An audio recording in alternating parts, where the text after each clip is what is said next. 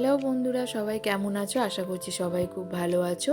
আগের ভিডিওতে তোমাদের সঙ্গে শেয়ার করেছিলাম কেদারনাথ যাওয়ার পরে আমরা বদ্রীনাথের জন্য রওনা দিয়েছিলাম এবং কেদারনাথ থেকে আমরা কিন্তু পুরো গাড়ি করে নিয়েছিলাম প্রাইভেট। তার কারণ হচ্ছে এই রাস্তায় দাঁড়িয়ে দাঁড়িয়ে যাতে এই রাস্তায় মানে প্রত্যেকটা সাইট সিন আমরা যাতে ভালোভাবে দেখতে পারি এবং একটু নেমে যাতে একটু হাঁটাচলা করে আবার গাড়িতে উঠতে পারি, যাতে মানে এটা যেহেতু অনেক লং জার্নি সেই জন্যই কিন্তু আমরা নিজেদের গাড়ি বুক করে নিয়েছিলাম। আর এটা হচ্ছে অলকানন্দা এবং ভাগীরথী, দু রকম কালার দেখতেই পাচ্ছ তোমরা। দেখে জল মিশিয়ে হচ্ছে সৃষ্টি গঙ্গা, এটার নাম হচ্ছে কিন্তু দেবপ্রয়াগ।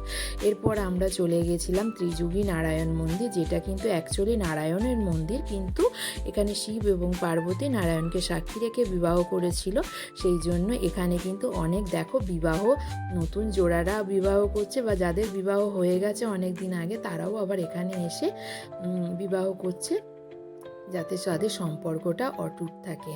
আমরাও একটু ঘুরে ঘুরে দেখছিলাম। তারপরে কিন্তু আমরা চলে গিয়েছিলাম হচ্ছে গিয়ে আর একটা মন্দিরে, যেখানে কেদারনাথের মন্দিরের শীতকালীন আবাস ওঙ্কারেশ্বর মন্দির।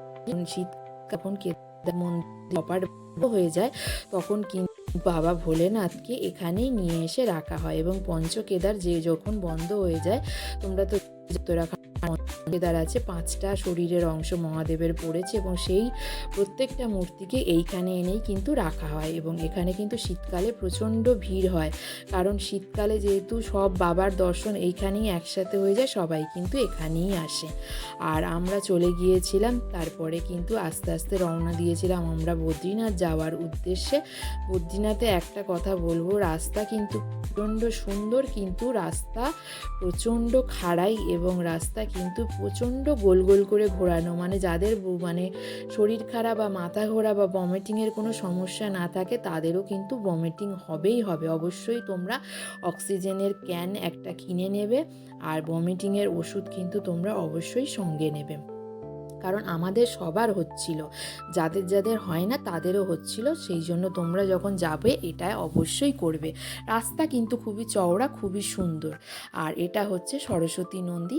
আমরা কিন্তু প্রথমে ঠিক করেছিলাম, যেহেতু আমাদের হাতে সময় অনেকটা ছিল, আমরা প্রথমে ঠিক করেছিলাম যে মানা গ্রামটা ভিজিট করব, তারপরে আমরা যাব হচ্ছে বদ্রীনাথের 1 কিলোমিটার ফেলে এসে তারপরে কিন্তু মানা গ্রাম। এটা হচ্ছে সরস্বতী নদী, এটাকে কিন্তু আগে বলা হতো যে ভারতবর্ষের সবথেকে শেষ গ্রাম, এখন কিন্তু বলা হয় ভারতবর্ষের প্রথম গ্রাম। আর মানা গ্রামের মানে ঢোকার এটা হচ্ছে মানে গেটটা, গ্রামের ভিতরে মানুষ এখানে থাকেন, প্লাস তারা কিভাবে জীবনযাপন করে অবশ্যই সেটা কিন্তু দেখাবো। আর এখানকার পরিবেশটা কিন্তু খুবই সুন্দর, তোমরা অবশ্যই গেলে কিন্তু অবশ্যই এই গ্রামটা কিন্তু ঘুরবে। এখানে কিন্তু মানে দেখো তোমাদের দূর থেকে দেখাচ্ছি সিনারি কিন্তু এখানকার খুবই সুন্দর, খুবই সুন্দর। আর এখানেই বলা হয় যে স্বর্গ মানে পঞ্চপাণ্ডব এইখান থেকেই স্বর্গের উদ্দেশ্যে রওনা দিয়েছিলেন, সেই জন্য এখানে কিন্তু পঞ্চপাণ্ডবের মূর্তিও করে রাখা হয়েছে।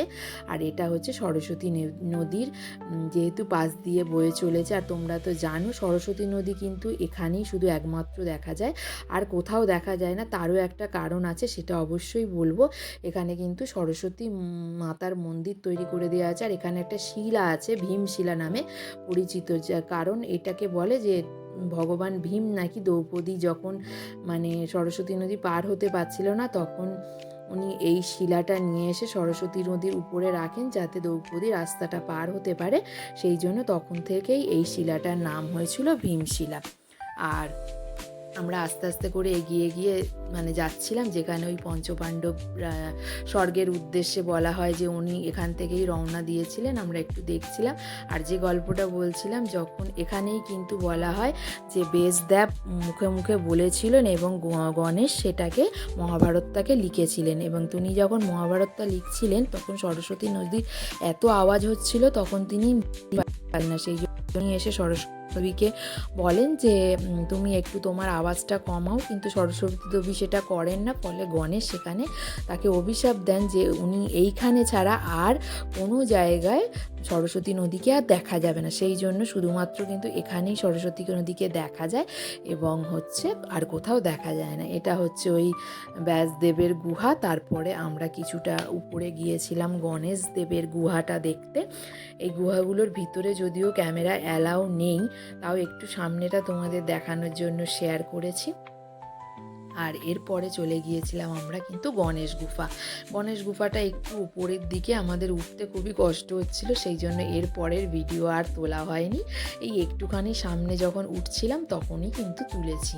তারপরে কিন্তু আমরা দেখতেই পাচ্ছ এই যে এনাদের জীবনযাপন কি করে করে। এনারা কিন্তু উল দিয়ে যেগুলো বোনে সেইগুলোই ওনারা কিন্তু দোকানে বিক্রি করেন এবং পর্যটকরা এগুলোই নেন। এইভাবেই ওনাদের মানে পরিবার চলে। আর তোমরা আসলে এখানে কিন্তু কেনাকাটা করবে। এখানে কিন্তু উলের জিনিসের কালেকশান অসাধারণ উলের কালেকশান। আমরা কিন্তু কেনাকাটা করেছিলাম, কিন্তু সেই ভিডিওগুলো আর তোলা হয়নি। এরপরে আমরা চলে গিয়েছিলাম আমাদের হোটেলে আমরা ঘর নেওয়ার পর আমরা ঠিক করেছিলাম লাগেজ রাখার পরে তারপরে আমরা কিন্তু গিয়ে এতে যাব বদ্রীনাথ মন্দিরে সব লাগেজ টাগেজ রেখে দিয়ে আমরা বদ্রীনাথ মন্দিরে হেঁটে হেঁটে যাচ্ছিলাম। হাঁটার রাস্তাটা অনেকটাই, কিন্তু কেদারনাথ যাওয়ার পরে আর এই রাস্তাটা মনে হবে না অনেকটা। আর এখানে কিন্তু এখন প্রত্যেকটা মন্দিরের সামনে খুব সুন্দর করে সাজানোর জন্য প্রচুর কনস্ট্রাকশন হচ্ছে। আর এগুলো হয়তো পরে যারা আসবে তারা খুব সুন্দর করে সাজানো গোছানো দেখতে পাবে। বদ্রীনাথ যাওয়ার রাস্তায় কিন্তু প্রচুর এরকম দোকান পড়বে, তোমরা কিন্তু প্রচুর কেনাকাটাও করতে পারবে। আর অবশ্যই একটা জিনিস বলবো, বদ্রীনাথ মন্দিরে আমরা যেরকম কেদারনাথ মন্দিরে কিন্তু আমরা অনেকক্ষণ লাইন দিতে হয়েছিল, কিন্তু আমরা ঠিক গিয়ে ওনাকে দর্শন করেছি, পুজো দিতে পেরেছি বা মাথায় জল ঢেলে পুজো করতে পেরেছি। ওখানে কিন্তু আমাদের টাকা খরচা কিছু হয়নি। অবশ্যই কেদারনাথ মন্দিরেও ভিআইপি লাইন ছিল, কিন্তু আমরা বদ্রীনাথ মন্দিরে গিয়ে যেটা বুঝলাম যে ওখানে তোমার লাইন দিয়ে পুজো দিতে গেলে তোমাকে 1200 টাকা করে পার্চি কাটতেই হবে। পার্চি না কাটলে ভিতরে তুমি এন্ট্রেন্স পাবে না। আর তুমি বাইরে দিয়ে দেখতে পারো, সেটা খরচায়, কিন্তু তুমি পুজো দেওয়া কি ওই হাতে নিয়ে ওরা ঠেকিয়ে দিয়ে দিচ্ছে ওরকম দিতে পারবে, তাহলে তোমার কোনো খরচা লাগবে না। অবশ্যই আমরা ওইভাবেই দিয়েছিলাম, যেহেতু আমরা অনেকজন গিয়েছিলাম, 1200 টাকা করে প্রত্যেকজনের পার্চি কাটা আমাদের সম্ভব হয়নি। আর এই দেখো বিকেলবেলা তোমাদের পরিবেশটা দেখিয়ে দিচ্ছি কেমন লাগছে। দিন থাকতে থাকতে একটু আলোয় পরিবেশ কিন্তু অসাধারণ। পরিবেশ যারা যাবে খুবই সুন্দর। আর এখানে কিন্তু এই যে ঠান্ডা জল একদম বয়ে যাচ্ছে সরস্বতী নদীর। আর দ্বিতীয়ত এখানে একটা তপ্ত কুণ্ডও আছে, যেখানে তোমরা স্নান করে যেরকম কেদারনাথে যাওয়ার পথেও তপ্ত কুণ্ড পড়ে, এখানেও কিন্তু একটা তপ্ত কুণ্ড আছে, যেখানে তোমরা স্নান করে পুজো দিতে যেতে পারো। আর এইটা রাতের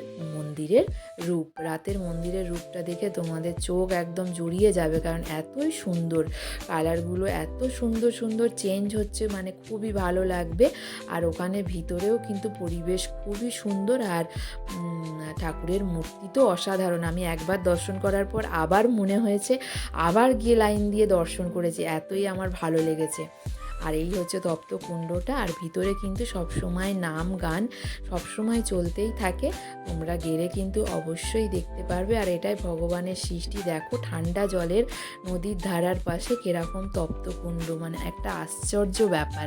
আর রাতের পরিবেশটাও তোমাদের সঙ্গে শেয়ার করলাম। আর দ্বিতীয় কথা, ভালো লাগলে অবশ্যই একটা লাইক করে দিও। আর কেমন লাগছে তোমাদের ভিডিওটা অবশ্যই কিন্তু কমেন্ট করো। আর এখানে গিয়ে আমরাও কিন্তু একটু নাচ গানের পার্টিসিপেট করেছিলাম। কেমন লাগলো ভিডিওটা অবশ্যই জানিও। টাটা।